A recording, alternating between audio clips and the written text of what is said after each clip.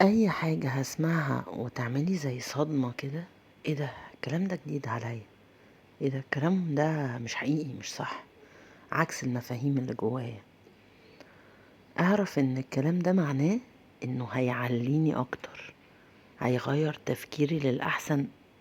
الله اعلم، لازم اسمعه واركز فيه. مادام الكلام جديد عليا لازم اسمعه واركز فيه. الذين يستمعون القول فيتبعون احسنه. دول مش اي حد، أولئك الذين هداهم الله. هم دول اللي ربنا هداهم. ياه، مش بس كده، وأولئك هم أولو الألباب. من الحكمة والعقل إني لما ألاقي كلام مختلف عني أركز فيه. إذا خير أعمل بيه، شر أمسحه. النهاردة هقول حاجة مهمة أوي. ناس بتقول إيه؟ يا رب، يا رب ابني ينجح، يا رب، يا رب اتجوز، يا رب، يا رب هاتلي فلوس. واحد تاني عايز يوصل لربنا، عايز يوصل لحب ربنا، عايز يوصل لرضا ربنا. فأي حاجة بيدعي بيها بيدعي انها توصله ربنا. يعني هو مثلا طول النهار مشغول مشغول، مش عارف يعبد ربنا كويس، او يركز، او متعصب عشان معهوش فلوس، او معهوش صحة قوي من كتر ما هو ما بياكلش ومعهوش فلوس، فيطلب فلوس عشان يبقى عنده صحة تقربه من ربنا ويعبد ربنا اكتر.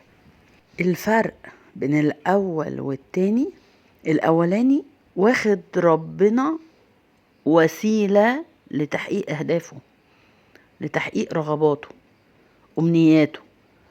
التاني واخد الحاجات اللي في الدنيا وسيلة توصله لربنا ورضا ربنا.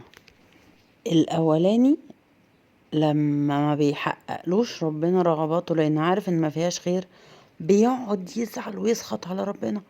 هو ليه يا رب ما عملت، ليه عملت فيا كده، ليه ما عملتليش اللي انا عايزه، ويكره الدنيا ويبعد عن ربنا ويبعد عن الصلاة، ويبقى منهار انه ما وصلش لاهدافه، مع انه لو وصل لها بيزهق منها بعد فترة.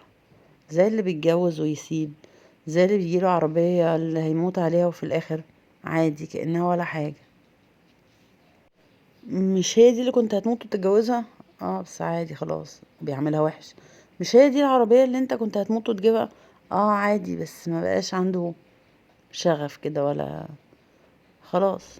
لكن اللي هدفه ربنا من الجواز بيفضل طول الوقت سعيد، لانه بيحاول دايما طول الوقت يرضي ربنا في الجواز ده، يتقي ربنا في شريك حياته.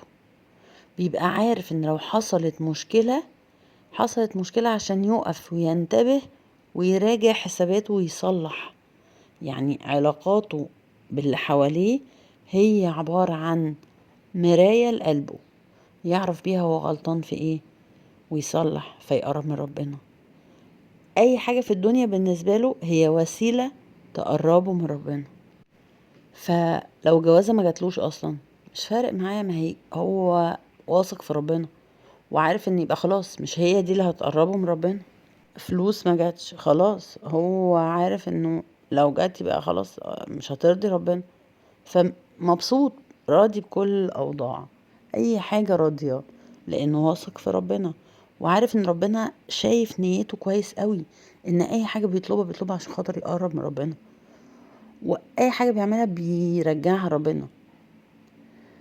ان صلاتي ونسكي ومحياي ومماتي لله رب العالمين. يعني لو انا عايزة اروح ازور حد عزيز عليا جدا، هتفرق معايا انا رايحة مشي ولا باوبر ولا بعربية مرسيدس ولا ببسيكلات مثلا؟ اي مش هتفرق. هتفرق معايا الوسيلة في ايه؟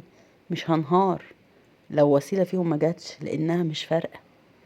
اهو اللي بالنسبة له بيبقى عايز يوصل لربنا ما بتفرقش معاه الوسائل، غنى، جواز، شغل، نجاح في حاجة معينة، هو كلها بالنسبة له ربنا شاف نيته وتعبه عشان يوصل له، وعارف وواثق ان التوفيق بتاع ربنا. مادام ربنا ما جابش التوفيق هو راضي، ربنا بيختبر اخلاصه في التوفيق. فلو هو فعلا مخلص مش هتفرق معاه النتائج، انا مثلا ربيت عيالي وطلعوا وحشين معايا مثلا، هيفرق معايا النتايج في ايه؟ انا اتقيت ربنا وانا بربيهم خلاص. انا تعبت عشان اشتغل، عشان اجيب فلوس، عشان هرتاح واعرف اعبد ربنا، ما جاتش خلاص، عملت اللي عليا عشان خاطر ربنا، مش مهم النتائج. اختبار نيتي ليا انا مش لربنا، ليا انا، بيبان في التوفيق.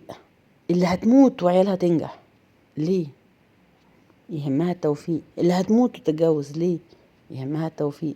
اللي هتموت دايما اي حد بيهمه النتائج ربنا بيختبره في الاخلاص. لو كانت نيتي خالصة لربنا مش هيهمني النتائج، مش هموت عشان حاجة تحصل، راضية بأي حال ربنا يحطني فيه، لأني واثقة إن ربنا يعلم أكتر مني الخير ليا فين. أركز إن هدفي يبقى ربنا، أركز إن ما تلهنيش الدنيا وتتغير نيتي ويهمني التوفيق. أركز لو عيالي جابوا نمرة وحشة، هو اللي يهمني إيه؟ أنا عملت اللي عليا وساعدتهم، هما ما عملوش اللي عليهم، دي بتاعتهم بقى، هو أعلم بيهم ربنا. يمكن يجيبوا مثلا نمرة وحشة فربنا يخليهم يحرموا، يحسوا بالتقصير يمشوا كويس بعد كده. مثلا ما جاتش فلوس، اقول خلاص يمكن لو جات اعمل بيها حاجة مش كويسة فربنا اعلم مني بيها، انا كنت هختار ايه؟ دايما ارضى فربنا يراضيني. من رضي فله الرضا. من كان رضا الله هو همه الوحيد عاش سعيد.